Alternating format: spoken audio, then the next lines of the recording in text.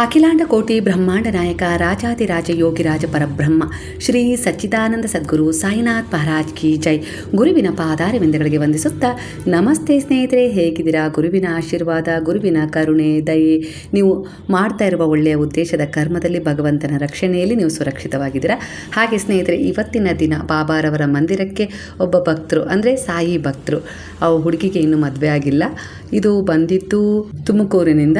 ಅವಳು ಬಾಬಾರವರ ಒಂದು ತುಂಬ ಪರಮ ಭಕ್ತೆ ಅಂತ ಹೇಳ್ಬೋದು. ಅವರ ಒಂದು ಪರ್ಮಿಷನ್ ಇಲ್ಲದೆ ಯಾವ ಕೆಲಸನೂ ಮಾಡೋದಿಲ್ಲ. ಬಾಬಾರವರ ಮಂದಿರಕ್ಕೆ ಇವತ್ತು ಅವಳಿಂದ ಈ ಸೇವೆಯನ್ನು ಮಾಡಿದ್ದಾಳೆ. ಅವಳು ಹಿಂದೆ ಕೂಡ ಬಾಬಾರವರಿಗೆ ಒಂದಿಷ್ಟು ಬಟ್ಟೆಯನ್ನು ಪರ್ಚೇಸ್ ಮಾಡಿ ಕಳಿಸಿದ್ಲು. ಆ ವಿಡಿಯೋ ಹಾಕೋಣ ಅನ್ನಷ್ಟರಲ್ಲೇ ಆ ವಿಡಿಯೋ ಎಲ್ಲ ಮಿಸ್ ಆಗಿತ್ತು. ಈಗ ಈ ಸಾರಿ ಅವಳು ಬಾಬಾರವರ ಮಂದಿರಕ್ಕೆ ಅಭಿಷೇಕಕ್ಕೆ ಒಂದಿಷ್ಟು ತಂಬಿಗೆಗಳನ್ನು, ಹಾಗೆ ಗಂಟೆ, ಹಾಗೆ ಒಂದು ಆರತಿ ಮಾಡಲಿಕ್ಕೆ ಒಂದು ತಟ್ಟೆ, ತುಂಬ ಒಂದಿಷ್ಟು ಬಟ್ಟೆ ಎಲ್ಲ ಕಳಿಸಿದ್ದಾಳೆ. ಭಗವಂತನ ಇಚ್ಛೆ ಇಲ್ಲದೆ ಒಂದು ಹುಲ್ಕಡ್ಡಿನೂ ಜರದಾಡಲ್ಲ ಅಂತಾರೆ ಅಲ್ವಾ? ಹಾಗೆ ತಾನೇ ತನ್ನ ಭಕ್ತರು ಎಲ್ಲೋ ಇರ್ತಾರೆ, ಅವರ ಮೂಲಕ ಇನ್ನೆಲ್ಲಿಗೋ ತನ್ನ ಮಂದಿರ ಇರುತ್ತೆ, ಇಲ್ಲ ಯಾವುದೋ ರೀತಿಯಲ್ಲಿ ಒಂದು ಬಾಬಾರವರ ನಿಂತು ಸೇವೆ ಮಾಡಿಸ್ಕೊಳ್ತಾರೆ. ಖಂಡಿತ ಶಿರಡಿಗೂ ಅಷ್ಟೇ, ಅವರು ಪರ್ಮಿಷನ್ ಇಲ್ಲದೆ ಹೋಗೋಕ್ಕಾಗಲ್ಲ, ಅಲ್ಲಿಂದ ಬರೋಕ್ಕೂ ಆಗಲ್ಲ. ಬರೋ ಅಂಥ ಪ್ರಯತ್ನ ಮಾಡಿದರೆ ಅಲ್ಲಿ ಯಾವುದೋ ರೀತಿಯಲ್ಲಿ ಎಷ್ಟೋ ಜನ ನನ್ನ ಹತ್ರ ವಿಡಿಯೋ ಶೇರ್ ಮಾಡ್ಕೊಂಡಿದ್ದಾರೆ ನಾನು ಹೇಳಿದ್ದನ್ನು ಕೇಳಿ. ಅಂದರೆ ಅಲ್ಲಿ ನಾವು ಇವತ್ತೇ ವಾಪಸ್ ಬರಬೇಕು ಅಂತ ಬುಕ್ ಮಾಡ್ಕೊಂಡು ಹೋಗಿದ್ವಿ, ಆದರೆ ಅವತ್ತಿನ ದಿನ ಟ್ರೈನೇ ಬರಲಿಲ್ಲ, ಏನೋ ಒಂದು ರೀತಿಯಲ್ಲಿ ತೊಂದರೆ ಆಯಿತು. ಮತ್ತೆ ಬಾಬಾ ನಮ್ಮನ್ನು ಅಲ್ಲೇ ಇಟ್ಕೊಂಡು ಒಂದೆರಡು ದಿನ ಮತ್ತೆ ನಮಗೆ ಅವರ ದರ್ಶನ ಭಾಗ್ಯವನ್ನು ಕರುಣಿಸಿದರು ಅನ್ನೋದು ಎಷ್ಟೋ ಜನರು ಹೇಳಿಕೊಂಡ ಒಂದು ಸತ್ಯ ಘಟನೆಯಾಗಿದೆ. ಅದೇ ರೀತಿ ನೋಡಿ, ಈ ಬಾಬಾರವರು ತನಗಿಷ್ಟವಾದ ಒಂದಿಷ್ಟು ಬಟ್ಟೆಗಳನ್ನು ಹುಡುಗಿಯ ಮೂಲಕ ಇವತ್ತು ತರಿಸ್ಕೊಂಡಿದ್ದಾರೆ. ಅಂದರೆ ಈಗ ಸೇವೆ ಮಾಡಬೇಕು ಅಂತೇಳಿ ಬಯಸಿದ್ರು ಕೆಲವರಿಗೆ ಸೇವೆ ಮಾಡೋಕ್ಕಾಗೋದಿಲ್ಲ. ಕೆಲವೊಂದು ಸರಿ ಸೇವೆ ಮಾಡೋವಂಥ ಅರ್ಹತೆ ಇದ್ದರೂ ಕೂಡ ಎಲ್ಲೋ ಒಂದು ರೀತಿಯಲ್ಲಿ ಜನರು ಅದಿದ್ದರೆ ನನಗೆ ಆಗುತ್ತೆ ಅನ್ನೋ ರೀತಿಯಲ್ಲಿ ವಿಚಾರ ಮಾಡೋರು ಇದ್ದಾರೆ. ಆದರೆ ಇಂತಹ ಒಂದಿಷ್ಟು ಭಕ್ತಿ, ಶ್ರದ್ಧೆ, ಏಕಾಗ್ರತೆಯನ್ನು ಹೊಂದಿ ಭಗವಂತನಲ್ಲಿ, ಅಂದರೆ ಅವ್ರಿಗೆ ಕೊಟ್ಟರೆ ನಮಗೆ ಅವ್ರು ಯಾವುದಾದ್ರೂ ರೀತಿಯಲ್ಲಿ ಒಳ್ಳೇದು ಮಾಡ್ತಾರೆ ಅನ್ನೋ ಒಂದು ನಂಬಿಕೆ ಇಟ್ಕೊಂಡು ಭಗವಂತನ ಸೇವೆ ಮಾಡೋರು ಇರ್ತಾರೆ. ಖಂಡಿತ ನಾನು ಯಾವಾಗಲೂ ಒಂದು ವಿಚಾರ ಹೇಳ್ತೀನಿ, ಕೆಲವೊಂದು ಸಾರಿ ಹಣ ನಮ್ಮ ಹತ್ರ ಇಟ್ಕೊಂಡ್ರೆ ನನಗೆ ಯಾವುದಕ್ಕಾದರೂ ಆಗುತ್ತೆ ಅಂದರೆ ಆ ಸ್ವಾರ್ಥದಿಂದ ಅದನ್ನು ಯೋಚಿಸಿ ಇಟ್ಕೊಂಡಾಗ ಅದು ಒಂದೊಂದು ಸಾರಿ ಅನವಶ್ಯಕವಾದ ಖರ್ಚಾಗಿ ಹೋಗ್ಬಿಡುತ್ತೆ. ಇಲ್ಲಾಂದರೆ ಭಗವಂತನಿಗೇನು ಕಡಿಮೆ ಆಗುತ್ತೆ ಅನ್ನೋ ರೀತಿಯಲ್ಲಿ ನಾವು ನೋಡಿದಾಗ ಕೆಲವೊಂದು ಸಾರಿ ಏನಾಗುತ್ತೆ ಅಂದರೆ ಆ ಹಣ ನಾವು ಉಳಿಸಿಟ್ಕೊಳ್ತೀವಪ್ಪ. ಈಗ ಉದಾಹರಣೆಗೆ ನಾನೇ, ಅಯ್ಯೋ ದೇವರಿಗೆ ಸಾಕಷ್ಟು ಜನ ಕೊಡೋರಿದ್ದಾರೆ, ಬಿಡು ನನ್ನ ಹತ್ರ ಇದ್ದರೆ ನನಗೆ ಯಾವುದಕ್ಕಾದರೂ ಆಗುತ್ತೆ ಅನ್ನೋ ರೀತಿಯಲ್ಲಿ ಯೋಚಿಸಿಟ್ಟಾಗ ಆ ಹಣ ತುಂಬ ಸರಿ ವ್ಯರ್ಥವಾಗಿ ಖರ್ಚಾಗಿದೆ, ಇಲ್ಲ ಅನಾರೋಗ್ಯದ ಸಮಸ್ಯೆಗೆ ಖರ್ಚಾಗಿದೆ. ಅದೇ ನಾವು ಕೊಡಬೇಕು, ಇವತ್ತು ಮನಸ್ಸಿಗೆ ಬಂದಿದೆ ಭಗವಂತನ ಸೇವೆ ಮಾಡಬೇಕು, ಖಂಡಿತ ಮಾಡಿಬಿಡ್ಬೇಕು. ಅವಕಾಶ ಇದ್ದಾಗ ಭಕ್ತಿಯ ಮಾಡಬೇಕು, ಅವಕಾಶ ಇದ್ದಾಗ ಅವರ ಸೇವೆಯನ್ನು ಮಾಡಬೇಕು. ಎಲ್ಲದಕ್ಕೂ ಎಲ್ಲ ಸಮಯನೂ ಸಿಗೋದಿಲ್ಲ ಅಲ್ವಾ? ಅಂದರೆ ಈಗ ವಯಸ್ಸಾದ ಮೇಲೆ ಭಗವಂತನ ಸೇವೆ ಮಾಡಬೇಕು, ನಾಮಸ್ಮರಣೆ ಮಾಡಬೇಕು, ಸಚ್ಚರಿತ್ರೆ ಓದಬೇಕು, ಭಗವದ್ಗೀತೆ ಓದಬೇಕು ಅಂತ ಏನಿಲ್ಲ. ನಮಗೆ ವಯಸ್ಸಿದೆಯಾ, ನಮ್ಮ ಜೀವನದ ಒಂದು ಭಾಗವನ್ನು ಅದನ್ನು ಮಾಡಿಕೊಂಡು ಭಗವಂತನ ಸೇವೆ, ಒಂದು ಧ್ಯಾನ, ಒಂದು ಧರ್ಮ, ಇವೆಲ್ಲವನ್ನು ಒಂದು ಸೇವೆ ಮಾಡಿಕೊಂಡು ಅದ್ರ ಜೊತೆ ನಮ್ಮ ಜೀವನ ಮಾಡಿದಾಗ ಖಂಡಿತ ಅದು ಒಂದು ದೈವಿಕ ಜೀವನವಾಗಿರುತ್ತೆ. ಸಂಸಾರ ಇರುತ್ತೆ, ಸಂಸಾರದ ಜೊತೆಗೆ ಸುಖ, ನೆಮ್ಮದಿ ಹಂಚ್ಕೊಳ್ಳೋಕ್ಕೆ ಒಂದು ಒಳ್ಳೆಯ ವ್ಯಕ್ತಿಗಳು ಸಿಗ್ತಾರೆ. ಅದ್ರ ಜೊತೆಗೆ ನಾವು ಭಗವಂತನ ಸೇವೆ ಮಾಡ್ಕೊಳ್ಳೋಕ್ಕೂ ಒಂದು ಸಮಯ ಅಂತ ಮಾಡಿಕೊಂಡ್ರೆ ಇವೆಲ್ಲವೂ ಒಟ್ಟುಗೂಡಿ ನಮ್ಮ ಸಂಸಾರವನ್ನು, ನಮ್ಮನ್ನು ಸುಖವಾದ ಒಂದು ದಡ ಸೇರಿಸೋದು ಖಂಡಿತ ಸ್ನೇಹಿತರೆ.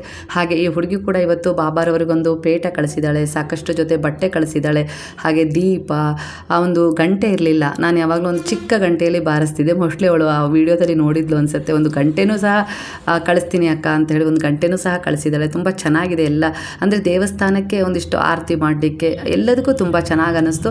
ಹಾಗೆ ಒಂದು ಅಭಿಷೇಕ ಮಾಡಲಿಕ್ಕೆ ಎಲ್ಲ ಸಪ್ರೇಟು ಹಾಲು, ಮೊಸರು ಈ ರೀತಿ ಎಲ್ಲ ತುಂಬಿಸಿ ಇಟ್ಕೊಳ್ಳೋಕ್ಕೋಸ್ಕರನೇ ಒಂದಿಷ್ಟು ತಂಬಿಗೆಗಳನ್ನು ಕಳಿಸಿದ್ದಾಳೆ. ತುಂಬ ನನಗೆ ಖುಷಿಯಾಯಿತು. ಕಿರೀಟ ನೋಡಿ ನಂಗೆ ತುಂಬ ಖುಷಿಯಾಯಿತು. ಓ, ಬಾಬಾರವರಿಗೆ ಒಂದು ಕಿರೀಟ ಬಂದಿದೆಯಲ್ಲ ಅಂತ ಹೇಳಿ ತುಂಬ ಅದನ್ನು ನೋಡೋದೇ ಒಂಥರ ಹಬ್ಬ ಅನ್ನಿಸ್ತು. ಆ ರೀತಿ ನನಗಂತೂ ಇವತ್ತು ತುಂಬ ಅಂದರೆ ತುಂಬ ಖುಷಿಯಾಯಿತು. ಅಂದರೆ ಬಾಬಾರವರು ಮನಸ್ಸು ಮಾಡಿದರೆ ಅವರ ಭಕ್ತರಿಂದ ಯಾವೆಲ್ಲ ರೀತಿಯ ಸೇವೆಯನ್ನು ಅವರೇ ಮಾಡಿಸ್ಕೊಳ್ತಾರೆ. ಈ ಸೇವೆ ಮಾಡಿಸ್ಕೊಂಡಿದ್ದಾರೆ ಅಂದರೆ ಸುಮ್ಮನೆನಾ? ಇದರ 10 ಪಟ್ಟು ಫಲವನ್ನು, ಒಳ್ಳೆಯದನ್ನು ಅವ್ರ ಜೀವನಕ್ಕೆ ಅವ್ರು ತುಂಬಿಸ್ತಾರೆ. ಅಂದರೆ ಎಲ್ಲರಿಂದಲೂ ಎಲ್ಲ ಸೇವೆಯನ್ನು ಭಗವಂತ ಮಾಡಿಸ್ಕೊಳ್ಳೋದಿಲ್ಲ. ಮಾಡಬೇಕು ಅಂತ ಹೇಳಿ ಕೆಲವರು ಯೋಚಿಸ್ತಾರೆ, ಅದನ್ನು ಕಾರ್ಯರೂಪಕ್ಕೆ ತರೋದಿಲ್ಲ. ಆದರೆ ಒಬ್ಬೊಬ್ರು ಹಾಗಲ್ಲ, ಅದು ಯಾವ ಸ್ಥಿತಿಯಲ್ಲಿ ಇರ್ತಾರೆ, ಹೇಗಿರ್ತಾರೆ, ಒಟ್ಟು ನಾನು ಭಗವಂತನಿಗೆ ಏನಾದರೂ ಮಾಡಬೇಕು, ಕೊಡಬೇಕು ಅನ್ನೋ ರೀತಿಲಿ ಅವರು ಯೋಚಿಸ್ತಾರಲ್ವ. ನಾವಾದರೂ ಅಷ್ಟೇ, ಇವತ್ತು ಕೊಡಲೇಬೇಕು ಅಂತ ತೀರ್ಮಾನ ಮಾಡಿದರೆ ಖಂಡಿತ ಅದಕ್ಕೊಂದು ಪಣ ತೊಟ್ಟಾಗ ಖಂಡಿತ ಅದು ಸಾಧ್ಯ ಆಗುತ್ತೆ. ಅದಕ್ಕೆ ತಕ್ಕ ಹಾಗೆ ನಮ್ಮ ನಮ್ಮ ಜೀವಿತದಲ್ಲಿ ನಮಗೆ ಅಷ್ಟೇ ಏನಾದರೂ ಒಂದು ಒಳ್ಳೆಯದು ಆಗತ್ತೆ. ಆದರೆ ನಾವು ಕೆಲವೊಂದು ಸರಿ ಮನಸ್ಸು ಮಾಡೋದಿಲ್ಲ, ನಾಳೆ ನಾಳೆ ನಾಳೆ ಅಂತೀವಿ ಅಲ್ವಾ. ನಾಳೆ ನಾಳೆ ನಾಳೆ ಅಂತ ಹೇಳಿ ತಳ್ಳೋದು. ನಾವು ಭಗವಂತನ ನಾಮಸ್ಮರಣೆ ಮಾಡೋದಾಗಿರ್ಬೋದು, ಪೂಜೆ ಮಾಡೋದಾಗಿರ್ಬೋದು, ವ್ರತ ಹಿಡಿಯೋದು, ಸಂಕಲ್ಪ ಮಾಡೋದು, ಅವ್ರಿಗೆ ಏನೋ ಒಂದು ಸೇವೆ ಮಾಡೋ ಒಂದು ಉದ್ದೇಶಪ್ಪ. ದೇವಸ್ಥಾನಕ್ಕೆ ಹೋಗಿ, ಬಾಬಾರವರ ದೇವಸ್ಥಾನಕ್ಕೆ ಹೋಗಿ ಒಂದು 5 ದಿನ ಸಂಕಲ್ಪ ಮಾಡಿಕೊಟ್ಟು ಕಸ ಗುಡಿಸೋ ಸೇವೆನೇ ಆಗಿರ್ಬೋದು. ಮಾಡೋಣ ಮಾಡೋಣ ನಾಳೆ ನಾಳೆ ಅಂತ ಇದ್ದರೆ ನಮ್ಮ ಭಾಗ್ಯವನ್ನು ಕೂಡ ನಾಳೆ ನಾಳೆಗೆ ತಳ್ತಾ ಇರ್ತಿದೆ. ಅಂದರೆ ಕೆಲವೊಂದು ಸಾರಿ ಅಲ್ಲಿ ಯಾವುದೋ ರೀತಿಯ ಒಂದು ಅಡೆತಡೆ ಇರುತ್ತೆ. ಅದನ್ನು ಕಳ್ಕೊಳ್ಳೋಕೆ ಈ ರೀತಿ ಒಂದು ಸೇವೆಗಳನ್ನು ನಾವು ಭಗವಂತನಿಗೆ ಮಾಡಿದಾಗ ಏನಾಗುತ್ತೆ ಅಂದರೆ ಆ ದೋಷಗಳು ನಿವೃತ್ತಿಯಾಗಿ ನೇರವಾಗಿ ನಮಗೆ ಏನು ಅಡೆತಡೆ ಕಾಡ್ತೈತೆ ಅದು ನಾಶವಾಗುತ್ತೆ. ಅದರಿಂದ ನಾವು ಜೀವನದಲ್ಲಿ ಮುಂದೆ ಹೋಗಲಿಕ್ಕೆ ದಾರಿ ಸಿಗುತ್ತೆ.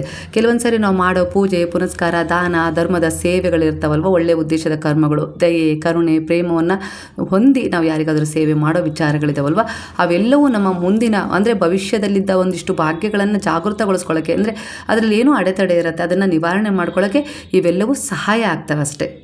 ಬಾಬಾ ಯಾವಾಗಲೂ ಅಷ್ಟೇ, ಅವ್ರದ್ದು ಒಂದು ವಿಚಾರ ಏನಪ್ಪ ಅಂದರೆ, ಅವರು ಯಾವಾಗಲೂ ಯಾರಾದರೂ 1,00,000 ಕೊಡ್ತೀವಿ, ಇಲ್ಲ 50 ರೂಪಾಯಿ ಕೊಡ್ತೀವಿ, 1,000 ರೂಪಾಯಿ ಕೊಡ್ತೀವಿ, 10,000 ಕೊಡ್ತೀವಿ ಅಂಥೇಳಿ ಮುಂದೆ ಬಂದವರಿಗೆ ನಿನ್ನ ಸಹಾಯ ಬೇಡ ಅಂತ ಹೇಳಿ ತಿರಸ್ಕರಿಸ್ತಿದ್ರಂತೆ. ಅವರು ಸಹಾಯ ಮಾಡ್ತೀನಿ ಅಂಥೇಳಿ ಬಂದವ್ರ ಎದುರಿಗೆ ಯಾರ ಹತ್ರ ಹಣ ಇರ್ತಿದ್ದಿಲ್ಲ, ನಿರ್ಗತಿಕರ ಹತ್ರ, ಅವ್ರ ಹತ್ರ ನೀನು ನನಗೆ ಕೊಟ್ಟು ಹೋಗಲೇಬೇಕು ಇಷ್ಟು ಅಂತೇಳಿ ಹಠ ಮಾಡ್ತಿದ್ರಂತೆ. ಅಲ್ಲಿಗೆ ಅರ್ಥ ಮಾಡ್ಕೊಳ್ಳಿ, ಅಂದರೆ ಇಂಥವರಿಂದನೇ ನಾನು ಸೇವೆ ಬಯಸಬೇಕು, ಇಂಥವರಿಂದನೇ ಪಡ್ಕೊಳ್ಬೇಕು, ಇಂತಹ ಕರ್ಮವನ್ನೇ ನಾನು ನಿವಾರಣೆ ಮಾಡಬೇಕು. ಅಂದರೆ ಅವರು ಒಬ್ಬರ ಹತ್ರ 1 ರೂಪಾಯಿ ಕೇಳಿ ಇಸ್ಕೊಳ್ತಿದ್ರು, ಒಂದು ಸೇವೆ ಮಾಡಿಸ್ಕೊಳ್ತಿದ್ರು ಅಂದರೆ ಅವರಲ್ಲಿರುವ ದೋಷಗಳನ್ನು ನಿವೃತ್ತಿ ಮಾಡ್ತಿದ್ರು ಅಲ್ವಾ. ಈಗ ಬಾಬಾರವರ ಒಂದು ಪ್ರಮುಖ ವಿಚಾರನೇ ಅದು. ಅವರು ಒಬ್ಬರ ಹತ್ರ 1 ರೂಪಾಯಿ ಕೊಡು, 2 ರೂಪಾಯಿ ಕೊಡು ಅಂಥೇಳಿ ಆವಾಗ ಬೇಡ್ತಾ ಇದ್ರು. ಅಂದರೆ ಅದಕ್ಕೆ ತಕ್ಕ ಹಾಗೆ ಅದನ್ನು ಇಸ್ಕೊಂಡು ಅವರ ಕರ್ಮಗಳನ್ನು ಕಳೀತಿದ್ರು, ದೋಷಗಳನ್ನು ಕಳೀತಿದ್ರು. ಅದನ್ನು ನೋಡಿ ಅವರ ಪ್ರಾರಬ್ಧ ಕರ್ಮವನ್ನು ಅಳೆದು ತೂಗಿ ಅವ್ರ ಮುಂದೆ ಕೈ ಚಾಚುತ್ತಿದ್ರು. ಅಂದರೆ ಇವರು ಇಂಥ ಸಂಕಷ್ಟ, ಇಂತಹ ಒಂದು ಅಡೆತಡೆಯನ್ನು ಎದುರಿಸ್ತಾ ಇದ್ದಾರೆ ಅಂದರೆ ಇವರಿಗೆ ಈ ದೋಷ ಕಾರಣ ಆಗಿದೆ. ಈ ದೋಷವನ್ನು ನಾನು ಹೇಗಾದರೂ ಕಳಿಬೇಕಲ್ಲ, ಅವ್ರ ಮುಂದೆ ನಾನು ಕೈ ಚಾಚಿ ಅವರ ಕರ್ಮವನ್ನು, ಅಂದರೆ ಅವರು ಕೇಳ್ತಾ ಇದ್ದಿದ್ದು ಹಣ ಅಲ್ಲ, ನೀವು ಹಣ ರೂಪದಲ್ಲಿ ಅವ್ರಿಗೆ ಕೊಡ್ತಾ ಇದ್ರಿ, ಖಂಡಿತ ಹಣದ ರೂಪದಲ್ಲಿ ನೀವು ಕೊಡ್ತಾ ಇದ್ದಿದ್ದು ನಿಮ್ಮದೇ ಆದ ಒಂದು ದೋಷ ಕರ್ಮಗಳನ್ನು, ಕೆಟ್ಟ ಕರ್ಮಗಳನ್ನು ಅವ್ರು ತಗೊಳ್ತಾ ಇದ್ರು ಕೈ ಚಾಚಿ. ಹಾಗಾಗಿ ಯಾವಾಗಲೂ ಹೇಳೋದು, ಯಾರೇ ಬಂದು ನಿಮ್ಮ ಎದುರಿಗೆ 1 ರೂಪಾಯಿ ಕೊಡಿ ಅಂತ ಕೈ ಚಾಚಿದಾಗ ಆ 1 ರೂಪಾಯಿ ಕೊಟ್ಬಿಡ್ಬೇಕಾದ್ರೆ ಅವಶ್ಯಕತೆ ಇರ್ತದೆ ಅವರಿಗೆ. ಅಂದರೆ ಅಪಾತ್ರರಿಗೂ ಅದು ಸಲ್ಲೋದಿಲ್ಲ ಅಂತಲ್ಲ, ಆದರೆ ದಾನ ಅಂತ ಹೇಳಿಕೊಡ್ಬೇಕಾದ್ರೆ ಯಾರಾದರೂ ಬಂದು ಕೈ ಚಾಚಿದಾಗ ಅದಕ್ಕೆ ಕೊಟ್ಟರೆ 1 ರೂಪಾಯಿ, ಆ ಸಮಯದಲ್ಲಿ ನಮ್ಮ ದೋಷಗಳನ್ನು ನಾವು ಕಳ್ಕೊಳ್ತೀವಿ. ಅವರು ಅದನ್ನು ಹೇಗೆ ಉಪಯೋಗಿಸ್ಕೊತಾರೆ, ಅದಕ್ಕೆ ಒಳ್ಳೆಯ ಒಂದು ಯೋಜನೆ ಕೊಡ್ತಾರಾ, ಇಲ್ಲ ಅದನ್ನು ಇನ್ನೂ ಕೆಟ್ಟದಕ್ಕೆ ಉಪಯೋಗಿಸ್ಕೊಳ್ತಾರಾ, ಅದು ಅವರ ಕರ್ಮವನ್ನು ನಿರ್ಧಾರ ಮಾಡುತ್ತೆ. ನಾವು ಅವ್ರು ಬೇಡ್ತಾ ಇದ್ದಾರಾ ಅದನ್ನು ಕೊಟ್ಬಿಡ್ಬೇಕಷ್ಟೇ, ಅದು ನಮ್ಮ ಕರ್ಮವನ್ನು ನಿರ್ಧಾರ ಮಾಡುತ್ತೆ. ಹಾಗಾಗಿ ಎಷ್ಟೋ ಜನ ಬಾಬಾರವರ ಎದುರಿಗೆ ನನ್ನ ಸೇವೆಯನ್ನು ಸ್ವೀಕರಿಸಿ ಹೇಳಿ ಶ್ಯಾಮ ಅವರೇ, ಬಾಬಾರವರಿಗೆ ಹೇಳಿ ಅಂತೇಳಿ ಎಷ್ಟೋ ಜನ ಅಂಗಲಾಚ್ತಾ ಇದ್ದರು. ಆದರೆ ಬಾಬಾರವರು ಅವರಿಂದ ಎಷ್ಟು ಸೇವೆ ಬೇಕೋ ಅಷ್ಟು ಮಾತ್ರ ಸ್ವೀಕರಿಸಿ ಅವರನ್ನು ಉದ್ಧರಿಸಿದ ಉಂಟು. ಒಬ್ಬ ಮನುಷ್ಯ ತುಂಬ ಕಾಯಿಲೆಯಿಂದ ನರಳಾಡ್ತಾ ಇದ್ದಾನೆ ಅಂದರೆ ಅವನು ಬಂದಾಗ ಅವನ ಹತ್ರ ಹಣ ಇರಲಿಲ್ಲ, ಕಾಯಿಲೆಗೊಂದು ಪರಿಹಾರ ಸಿಗಲಿ ಅಂತ ಬಂದಿದ್ದರು. ಆದರೆ ಬಾಬಾ ನೀನು ನನಗೆ 1 ರೂಪಾಯಿ ಕೊಡಲೇಬೇಕು, ಅದು ನಿನ್ನ ಕೈಯಲ್ಲೇ ಕೊಡಬೇಕು. ಕೈಯಿಂದ ಕೈಗೆ ಸ್ಪರ್ಶ ಮಾಡಿಸಿದ್ರು ಆ ಹಣವನ್ನು, ಒಂದು ನಾಣ್ಯವನ್ನು. ನಂತರ ತಮ್ಮ ಕೈಗೆ ಅದನ್ನು ತಗೊಳ್ಬೇಕಾದ್ರೆ ಅವನಲ್ಲಿರುವ ಎಲ್ಲ ರೀತಿಯ ಒಂದು ದೋಷವನ್ನು, ಅವನು ಯಾವ ಸಮಸ್ಯೆಯಿಂದ ಬಳಲ್ತಾ ಇದ್ದಾನೋ ಆ ಸಮಸ್ಯೆಯನ್ನು ಕೂಡ ತಗೊಳ್ತಾ ಇದ್ರು ಆ ಒಂದು ನಾಣ್ಯದ ಮೂಲಕ. ಅಷ್ಟರ ಮಟ್ಟಿಗೆ ಬಾಬಾರವರ ಒಂದು ವಿಶೇಷವಾದ ಪ್ರಭಾವ ಇತ್ತು. ಹಾಗಾಗಿ ಅದನ್ನು ಅರ್ಥ ಜನರು ಅವರನ್ನು ಬಿಟ್ಟು ಹೋಗಲಿಕ್ಕೆ ಇಷ್ಟಪಡಲೇ ಇಲ್ಲ. ಹಾಗಾಗಿ ಎಲ್ಲೆಲ್ಲಿಂದನೂ ಬಂದು ಶಿರಡಿಯಲ್ಲಿ ಅವರು ಸುತ್ತ ನೆಲೆಯಾದರು ಅಂದರೆ ತಪ್ಪಾಗಲಾರದು ಸ್ನೇಹಿತರೆ. ಹಾಗಾಗಿ ಗುರುವಿನ ಸೇವೆಯನ್ನು ಈಗಿಂದನೇ ಶುರು ಮಾಡಿ, ಅಂದರೆ ಅವರ ಒಂದು ವ್ರತ ಮಾಡೋದು, ಧ್ಯಾನ ಸ್ಮರಣೆ ಮಾಡೋದಾಗಿರ್ಬೋದು, ಸೇವೆ ಮಾಡೋದಾಗಿರ್ಬೋದು, ಅವರಲ್ಲಿರುವ ಗುಣಗಳನ್ನು ನಿಮ್ಮಲ್ಲಿ ಅಳವಡಿಸ್ಕೊಳ್ಳೋದಾಗಿರ್ಬೋದು, ಇವೆಲ್ಲವೂ ನೀವು ಈಗಿಂದನೇ ಶುರು ಮಾಡಬೇಕು. ವಯಸ್ಸಾದ ಮೇಲೆ ಆ ಒಂದು ಭಗವದ್ಗೀತೆ ಓದೋದಾಗಿರ್ಬೋದು, ಪುರಾಣಗಳ ಗ್ರಂಥಗಳ ಪಠಣ ಮಾಡೋದಾಗಿರ್ಬೋದು ಅವಾಗ ಮಾಡೋಣ. ಈಗ ದುಡಿಯೋ ವಯಸ್ಸು, ಅದಕ್ಕೆಲ್ಲ ಸಮಯ ಇಲ್ಲ, ನನಗೆ ತುಂಬ ಒತ್ತಡದಲ್ಲಿದ್ದೀನಿ ಅಂತ ಕಾರಣ ಕೊಡಬೇಡಿ. ಆ ಒತ್ತಡವನ್ನು ನಿವಾರಣೆ ಮಾಡ್ಕೊಳ್ಳೋಕೆ ಇವೆಲ್ಲವೂ ಸಹಾಯ ಮಾಡ್ತದೆ. ನೀವು ಮಾಡುವ ಧ್ಯಾನ, ಪೂಜೆ, ಪುನಸ್ಕಾರ ಸಹಾಯ ಮಾಡುತ್ತೆ. ಭಗವಂತನ ಜೊತೆ ನಿಮ್ಮ ಸಂಪರ್ಕವನ್ನು ಇಟ್ಟಿರುತ್ತೆ. ಆ ಸಂಪರ್ಕದಲ್ಲಿದ್ದು ನೀವು, ಅಂದರೆ ಗುರುವಿನ ಸಂಪರ್ಕದಲ್ಲಿದ್ದು ನೀವು ಈ ಸಂಸಾರ ಸಾಗರವನ್ನು ಈಸಿಯಾಗಿ ದಾಟ್ಬೋದಲ್ವ. ಸಚ್ಚರಿತ್ರೆಯಲ್ಲಿ ಅದನ್ನೇ ಹೇಳಿದ್ದಾರೆ. ಅದೇ ನೀವು ನಾನೊಬ್ಬನೇ ಎಲ್ಲ ನಿಭಾಯಿಸ್ತೀನಿ ಅನ್ನೋ ರೀತಿಲಿ ಹೋದಾಗ ಕೊನೆಯದಕ್ಕೆ, ಅಂದರೆ ಕೊನೆಗಾಲದಲ್ಲಿ ಅದಕ್ಕೆ ಅವಕಾಶ ಕೊಡೋಣ ಅನ್ನೋ ರೀತಿಲಿ ನೀವು ಹೋಗ್ತಾ ಇದ್ದೀರಿ ಅಂದರೆ ಒತ್ತಡದಲ್ಲಿ ಇಡೀ ಜೀವನ ಕಳೆದು ಬಿಡ್ತೀರಾ. ಹಾಗಾಗಿ ಗುರುವಿನ ಜೊತೆ ನಿಮ್ಮ ಜೀವನವನ್ನು ಶುರು ಮಾಡಿದ್ದೀರಾ ಅಂದರೆ ಅವ್ರ ಜೊತೆ ಅದೊಂದು ಸುರಕ್ಷಿತವಾದ ಒಂದು ದಡವನ್ನು ಸೇರುತ್ತೆ ಸ್ನೇಹಿತರೆ. ಪ್ರತಿ ಹಂತದಲ್ಲೂ ಅವ್ರು ನಿಮಗೆ ಸಹಾಯ ಮಾಡ್ತಾರೆ. ಈ ಒಂದು ಸಂಸಾರವನ್ನು ದಾಟೋದಷ್ಟು ಸುಲಭ ಅಲ್ಲ, ಇಲ್ಲಿ ಏರಿಳಿತಗಳು, ಯಾಕಂದರೆ ನಮ್ಮದೇ ಆದ ಕರ್ಮದ ಆಯ್ಕೆ ಆಗಿರುತ್ತೆ ಈ ಒಂದು ಜೀವನ.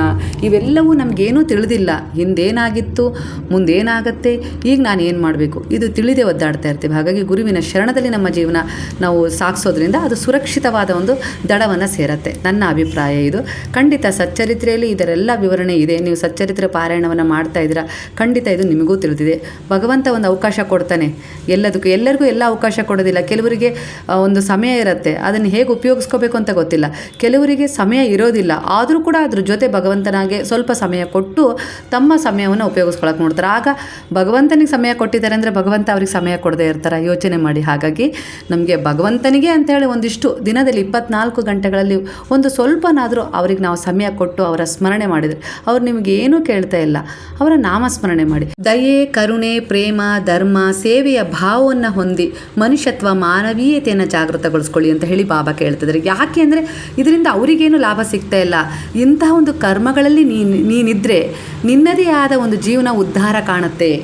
ನೀನು ನನ್ನ ಶರಣದಲ್ಲಿದೆಯಾ, ಹಾಗೆ ನೀನು ನನ್ನ ಶರಣದಲ್ಲಿದೆಯಾ ಅಂದಮೇಲೆ ನಾನು ನಿನಗೊಂದು ಶಿಕ್ಷಕನಾಗಿ ಕೆಲಸ ಮಾಡಲೇಬೇಕಲ್ವ. ನಿನ್ನ ಮುಂದಿನ ಒಂದು ಸುಂದರ ಭವಿಷ್ಯವನ್ನು ರೂಪಿಸ್ಕೊಳ್ಳೋಕ್ಕೆ ಅದಕ್ಕೆ ನಾನು ಗೈಡ್ ಮಾಡಬೇಕಲ್ವ. ಅದಕ್ಕೋಸ್ಕರ ಹೇಳ್ತಾ ಇದ್ದೀನಿ, ನಿನ್ನಲ್ಲಿ ದಯೆ ಇರಲಿ, ಕರುಣೆ ಇರಲಿ, ಪ್ರೇಮ ಇರಲಿ, ಸೇವೆ ಇರಲಿ, ಮನುಷ್ಯತ್ವ, ಮಾನವೀಯತೆಯ ಭಾವನೆಗಳನ್ನು ಅಳವಡಿಸ್ಕೊ. ಅದರ ಜೊತೆಗೆ ನಿನ್ನ ಜೀವನದಲ್ಲಿ ನೀನು ಸ್ವಲ್ಪ ಸಮಯ ಭಗವಂತನಿಗೆ ಮೀಸಲಿಡು ಕಂದ ಅಂತಲೇ ಅದಕ್ಕೆ ಹೇಳ್ತಾ ಇರೋದು ಬಾಬಾ. ಖಂಡಿತ ಈ ವಿಚಾರ ನಿಮಗೆ ಸತ್ಯ ಅಂತೇಳಿ ಅನಿಸ್ತಾ ಇದ್ದರೆ ಖಂಡಿತ ಈ ಸಮಯ ನೀವು ಇವತ್ತಿನಿಂದಲೇ ಬಾಬಾರವರಿಗೆ, ನೀವು ನಂಬಿದ ಭಗವಂತನಿಗೆ ದಿನದಲ್ಲಿ ಒಂದು 5 ನಿಮಿಷನಾರು ಸಮಯ ಕೊಟ್ಟು ಪ್ರಾರ್ಥನೆ ಮಾಡಿ. ಆ ಪ್ರಾರ್ಥನೆ ನೀವು ನಿಮಗೋಸ್ಕರ ಅಂದರೆ ಭಗವಂತನಿಗೋಸ್ಕರ ಮಾಡ್ತಾ ಇಲ್ಲ, ನಿಮಗೋಸ್ಕರ, ಅದು ನಿಮ್ಮ ಸಂರಕ್ಷಣೆಗೋಸ್ಕರ ಮಾಡ್ಕೊಳ್ತಾ ಇದ್ದೀರಾ, ಮರಿಬೇಡಿ. ಹಾಗಾದರೆ ಮಾಹಿತಿ ಇಷ್ಟವಾಗಿದೆ ಅಂತೇಳಿ ಅಂದ್ಕೊಳ್ತೀನಿ. ಇವತ್ತಿನ ಈ ವಿಡಿಯೋ ಅಂದರೆ ಆ ಹುಡುಗಿಗೆ ಅನಂತ ಧನ್ಯವಾದಗಳನ್ನು ನಾವೆಲ್ಲರೂ ಸೇರಿ ಅರ್ಪಣೆ ಮಾಡೋಣ ಅಲ್ವಾ. ಯಾಕಂದರೆ ಇನ್ನೂ ಮದುವೆ ಆಗಿಲ್ಲ, ಈಗಿನೂ ಕೆಲಸ ಮಾಡ್ತಾ ಇದ್ದಾಳೆ, ಶುರು ಮಾಡ್ತಾ ಇದ್ದಾಳೆ. ಇನ್ನೂ ಜೀವನದಲ್ಲಿ ಇನ್ನೂ ಅನೇಕ ರೀತಿಯ ಕನಸುಗಳನ್ನು ಹೊತ್ತಿ ವಿದೇಶಕ್ಕೂ ಕೂಡ ಹೋಗಿ ಅಲ್ಲೂ ಕೂಡ ಒಂದಿಷ್ಟು 2 ವರ್ಷ ಓದಿ ಅಲ್ಲೂ ಕೂಡ ಏನಾದರೂ ಒಂದು ಕಲಿತು ಬರುವ ಮನಸ್ಸನ್ನು ಇಟ್ಕೊಂಡಿದ್ದಾಳೆ. ನಾವೆಲ್ಲರೂ ಸೇರಿ ಅವಳಿಗೆ ಒಳ್ಳೆಯದಾಗಲಿ ಅಂತೇಳಿ ಆಶೀರ್ವಾದ ಮಾಡೋಣ ಅಲ್ವಾ ಸ್ನೇಹಿತರೆ. ಹಾಗೆ ಅವಳು ಪ್ರೀತಿ ಮಾಡ್ತಾ ಇರುವ ಅವಳ ಜೀವನ ಸಂಗಾತಿ ಅವಳನ್ನು ಆದಷ್ಟು ಬೇಗ ಬಂದು ಮದುವೆ ಎಂಬ ಬಂಧನದಲ್ಲಿ ಸೇರಲಿ ಅಂತೇಳಿ ನಾವೆಲ್ಲರೂ ಸೇರಿ ಆಶೀರ್ವಾದ ಮಾಡೋಣ ಆ ಹುಡುಗಿಗೆ. ಸ್ನೇಹಿತರೆ, ಅಂದರೆ ಇಂಥವರೇ ಜೀವನ ಸಂಗಾತಿ ಆಗಿ ಬರಬೇಕು ಅನ್ನೋದು ಪ್ರತಿಯೊಬ್ಬರ ಆಸೆ ಆಗಿರುತ್ತಲ್ಲ, ಹಾಗೆ ಇವಳ ಆಸೆ ಕೂಡ ಹಾಗೇ ಇರುತ್ತೆ. ಹಾಗಾಗಿ ಅವರಿಬ್ಬರು ಜೀವನದಲ್ಲಿ ಸುಖವಾಗಿರಲಿ, ಶಾಂತಿಯಾಗಿರಲಿ, ಒಬ್ರನ್ನೊಬ್ರು ಅರ್ಥ ಮಾಡಿಕೊಂಡು ಒಂದು ಸುಂದರವಾದ ಸಂಸಾರಕ್ಕೆ ಅವರ ಜೀವನ ಸಾಕ್ಷಿ ಆಗಲಿ ಅಂತೇಳಿ ಆಶೀರ್ವಾದ ಮಾಡ್ತಾ ಇವತ್ತಿನ ವಿಡಿಯೋ ಮುಗಿಸ್ತಾ ಇದ್ದೀನಿ ಸ್ನೇಹಿತರೆ. ನಿಮ್ಮೆಲ್ಲರ ಸಹಕಾರದಿಂದ ಈಗ ತಾನೇ ಹುಟ್ಟಿದ ಶ್ರೀ ಸಾಯಿ ಸೇವಾ ಟ್ರಸ್ಟ್ ಒಂದೊಂದೇ ಹೆಜ್ಜೆಯನ್ನು ಇಡ್ತಾ ಇದೆ. ನಿಮ್ಮ ಒಂದು ಪ್ರೀತಿ, ವಿಶ್ವಾಸ ಹೀಗೆ ಆ ಸಾಯಿ ಸೇವಾ ಟ್ರಸ್ಟ್ನ ಮೇಲೆ ಇರಲಿ. ನಾವೆಲ್ಲರೂ ಸಾಯಿ ಕುಟುಂಬದವರು, ನಾವೆಲ್ಲರೂ ಒಟ್ಟಾಗಿ ಈ ಸಾಯಿ ಸೇವಾ ಟ್ರಸ್ಟ್ನ ಯಜ್ಞವನ್ನು ಮುಂದುವರಿಸ್ತಾ ಎಲ್ಲರೂ ಒಟ್ಟಾಗಿ ಸೇರಿ ಮುಂದೆ ಹೋಗೋಣ ಸ್ನೇಹಿತರೆ. ನಮಸ್ತೆ. ಹಾಗಾದರೆ ಎಲ್ಲರೂ ಸೇರಿ ಹೇಳೋಣ ಎಂದಿನಂತೆ ಹರೇ ರಾಮ ರಾಮ ರಾಮ ಹರೇ ಹರೇ, ಹರೇ ಕೃಷ್ಣ ಕೃಷ್ಣ ಕೃಷ್ಣ ಹರೇ ಹರೇ, ಹರೇ ಸಾಯಿ ಸಾಯಿ ಸಾಯಿ ಹರೇ ಹರೇ, ಹರೇ ಬಾಬಾ ಬಾಬಾ ಬಾಬಾ ಹರೇ ಹರೇ, ಹರೇ ದತ್ತ ದತ್ತ ದತ್ತ ಹರೇ ಹರೇ.